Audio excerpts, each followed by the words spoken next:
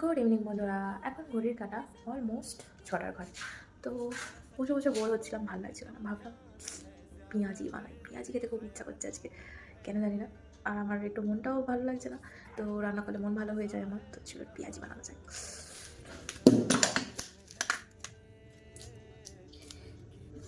ভারী নিচুটা চেঞ্জ করতে হবে।